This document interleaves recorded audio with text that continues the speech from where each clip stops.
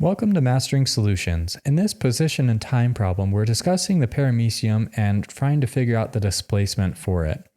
So to do this, let's talk about what displacement is, of course. So displacement we know is the delta x, and delta anything always means final minus initial. Let's write down the variables that were given in the problem. So we know that the x initial, or the initial starting spot of the paramecium, they say as at 65 millimeters. The x final for the paramecium, they say ends up at 42 millimeters.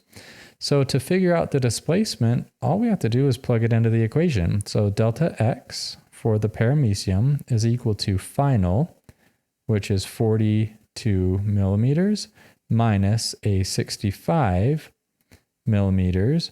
So when we plug this into our calculator, we get 42 minus 65.